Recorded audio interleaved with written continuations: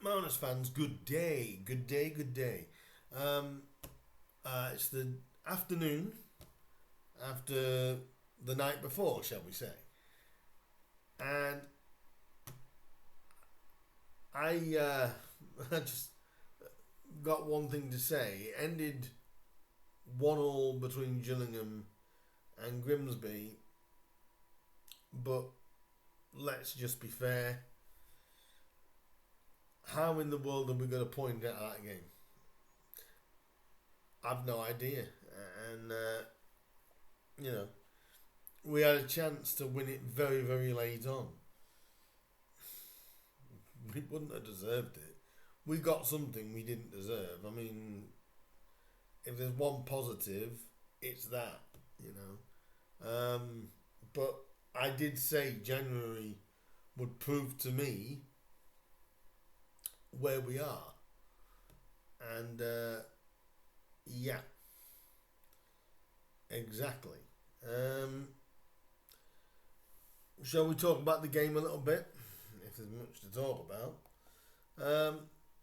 Grimsby obviously started saying a 4-2-3-1. It was more 4-3-3 when Town were attacking. It was more like a 4-5-1 when we were defending. But we started out with Jordan Wright in goal, Lewis Cass, Harvey Rogers, Doug Thorne, and Evan Corey at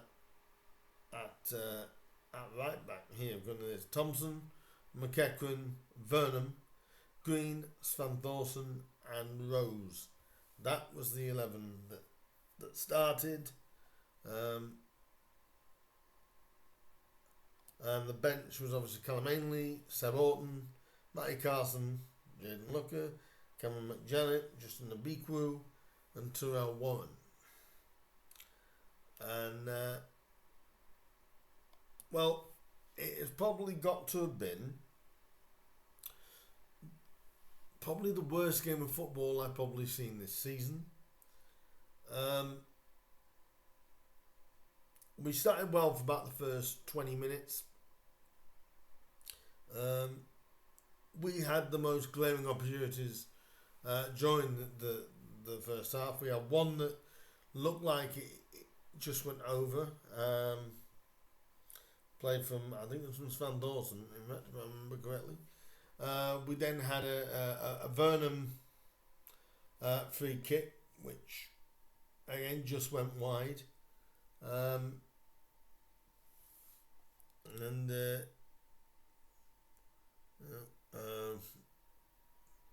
almost chance in the first half, but it was kind of those three real opportunities in the first half for Grimsby. We didn't really make anything of those. Clear cut chances, I would say so. And we got punished. We just basically was building an attack ourselves, and then Gillingham were able to get a break off one of our attacks and sort of put, I'm going to say, an aimless cross really into the box for a player, and Doug Thorne just didn't get his feet in the right place and ended up knocking the ball into the far corner or into the near post. I think it was, from where I was. I couldn't exactly see where it went. I think it was near post. Tried to clear it, so you can't really blame Doug in that regard. He just probably got like I said, his feet weren't quite positioned right, or that's how Artel tried to make it sound off his pre-match, but off his post-match, sorry, not pre-match. And it was kind of, typical Grimsby. We had most of the overall play first half. I won't say we played well as such. Sort of like what you'd expect the home side to do.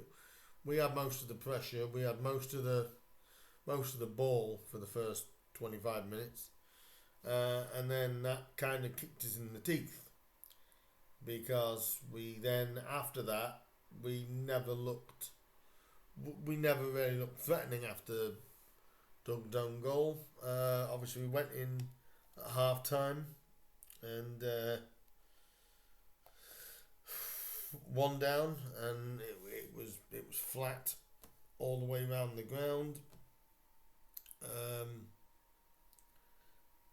And the annoying thing with that goal was that was the first time Gillingham had gone into Grimsby's half. I mean, literally, down up in the half. And then, it was just, we gave Gillingham the lead, and they had nothing else before or after that, really. And then Green almost made it too. No goals when he made his header hit the bar. I was looking straight at that and I thought, I'm sure it hit the bar, and it did early on in the second half coming out, and we were just flat all the way through it, absolutely flat all the way through it, and they very nearly hit. Well, they did hit the bar themselves,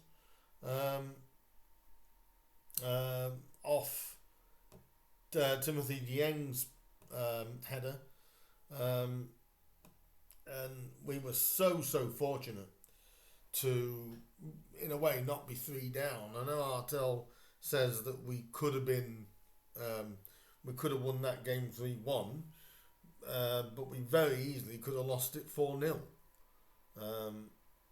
Ironically, especially with the thing, and there's not much else to talk about apart from game-wise, is apart from that we did somehow, and I mean somehow, squeaked the equaliser in the very last minute, where Danny Rose got in there and with our first shot of the half, when Yassin got denied by Glenn Morris, the Gillingham goalkeeper. It was hard to see from the angle I had, because obviously I'm right up the far end of the main stand where the wheelchairs are, and Morris couldn't do anything about the follow up and stop Danny Rose at the near post to a nice depth finish to make it 1-1, something that, in all honesty, we didn't deserve. And then we had a chance right near the end to win it. A ball was played through. Abiku got hold of it, and then Abiku decided to square it across the box. Danny Rose somehow miskicked, sort of hit the ground and fell over, and then it got skied over from when it was easier to score, kind of summed Grimsby up, and actually how close we were to losing that game. And in the end, it ended up being 1-1. And I was fuming coming out of the ground, really. It was a lot of other things. I mean, the referee decisions, I defend referees quite a lot, as people know that's watched my videos quite regularly. Couldn't defend that. Couldn't defend that performance, really. And I mean by the whole officiating team, it was dreadful. They were. I said in the last home game, probably the best refereeing performance I'd seen this season. Well, I think I saw the worst. Indecisive because he wasn't up with play enough. Unfortunately, there was a medical emergency, which I will just update people on if you haven't heard about that. 10 minutes after the fact was when the referee pulled it. But in general, if you look at the overall decisions of the referee, just poor. And it was poor because he wasn't up with it. And the linesmen, the assistant referees didn't help. They looked like they were.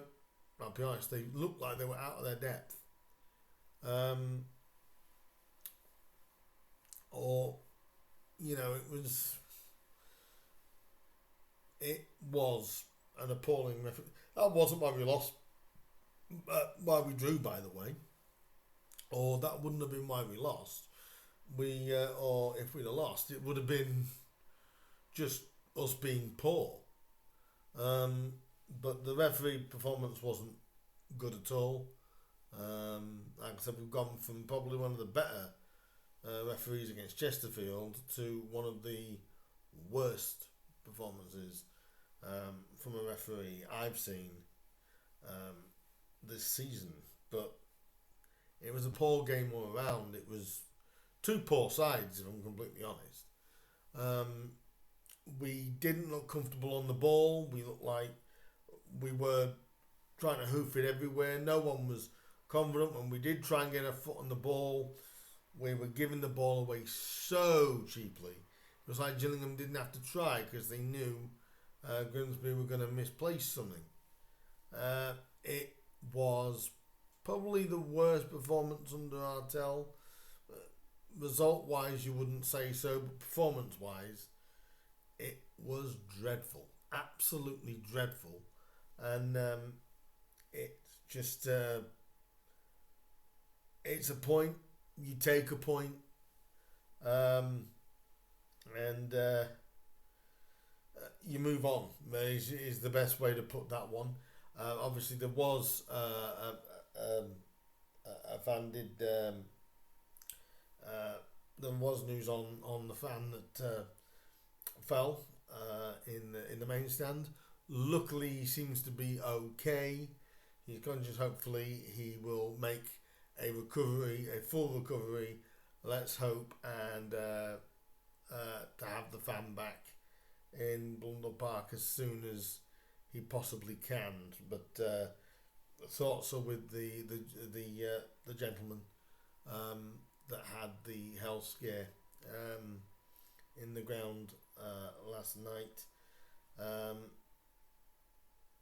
But in general, I said when I did my halftime review a few weeks ago, I said January would be a big month. And you'd be able to know or have a feeling where we are. We're lucky to be 10th because I can't think of one. I can think of spells, maybe Chesterfield, but I can't really think of a solid one game this month where Town were good. I can't. A couple of good passages of play, great. Another goal conceded last night. This time we conceded it, literally. I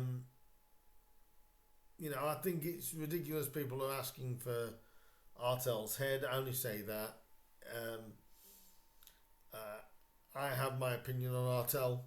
I have made it clear in other videos. I do have my opinion on David Artell. Right from the start. But I'm trying to put my words right because I was literally appalled by that performance. Nobody played well. We were bad when, with all due respect, Jordan Wright got man of the match. When your goalkeeper gets man of the match, something's wrong. It's been a bad night or a bad day. You know what I mean? And you can. That's how you can also tell how late the goal was, because the man of the match was already given out. Otherwise, I'm almost certain that they'd given it to Danny Rose after the late equaliser. But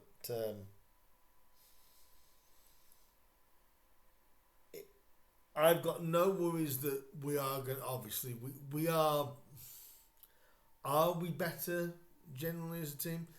I put this out on one of my last videos and asked, or I asked somebody on the social media and I said, are we really a better team, or is it the fact everything's tightened up?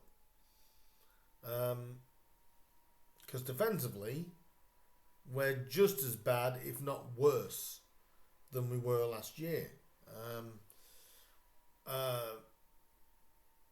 You know, the goals aren't freely flowing. Again, we can't seem to beat many teams in regards to beat them. We might narrowly get them. And this is only the second time. This draw is only the second time this season we've come back and got something. Actually, when we didn't deserve anything. And so that is really the only positive I can take from that, because the game was shite. It was absolutely shite. And it was it was such a hard watch. I had people saying I wish I'd stayed at home, or I heard people say I wish I'd stayed at home and watched it. Well, I don't think I could have watched it on TV either. I think the only way you could have been there was to watch it was there. And Artel was talking about he wants the home fans to help them out. My opinion on that is I'm half and half. I see his point, but what I was watching last night, is he kidding? How do you expect people to sing and dance and do all the songs when, for once I will say,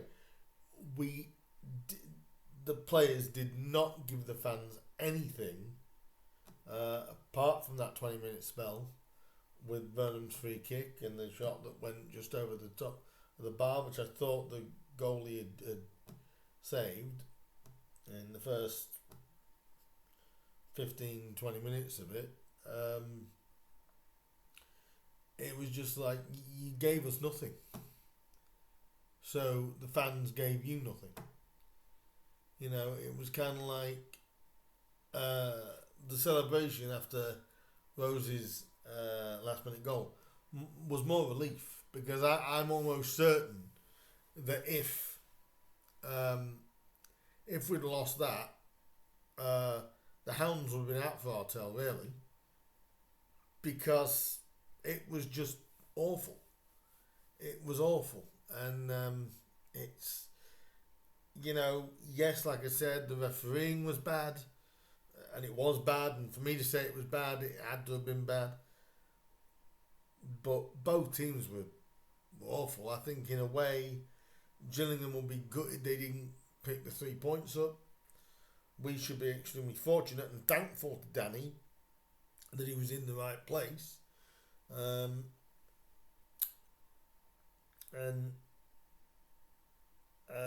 it's just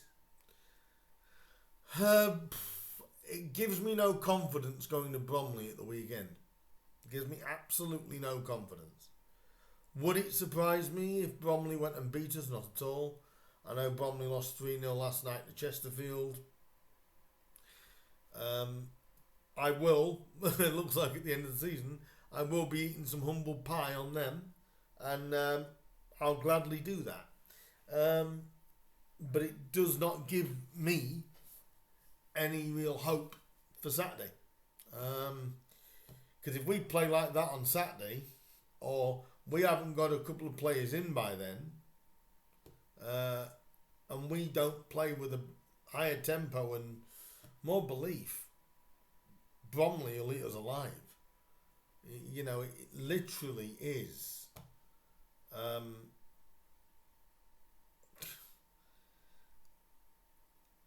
The worst performance of the season.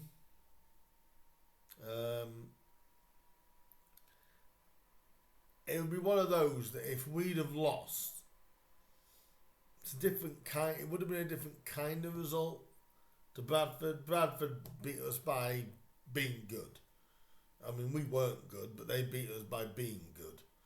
Gillingham would have won by us being dire. And that's what we were. And glad I've done this the day after. Because I don't think I could have got, I couldn't have been as articulate if I'd said it last night. But the worry is, I am concerned going to Bromley on Saturday. And 4,239. Well done to the guys that went, because it was a tepid performance. That's all I can say. If any of you guys were there and you were at the game with me, let me know what you thought. And I think most of our fans would say the same.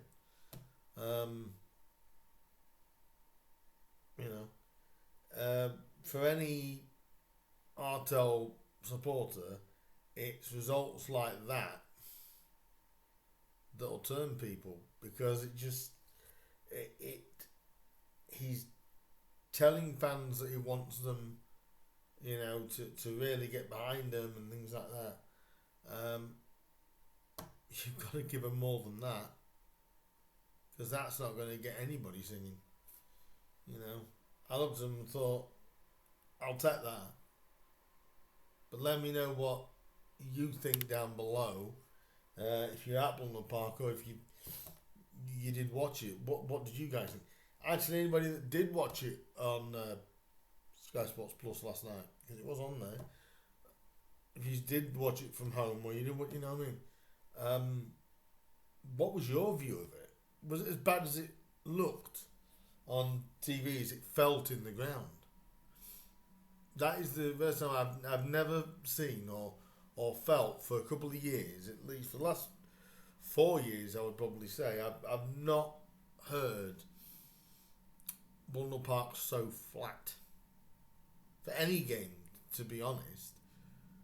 But it is a do better job, and it's, we've got about 5 days left of the window. We need business, and actually, I'm going to say one area that I think we've got to be better on is centre backs. I really do. I think I understand the Cam McJanet change.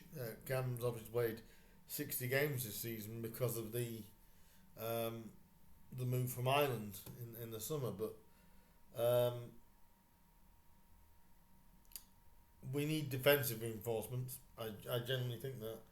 I know everyone's talking about forwards as well, just before I finish. You need the service. Hopefully Darrell Burns can bring that, but Rose was isolated again. And it was thanks to him that we got something.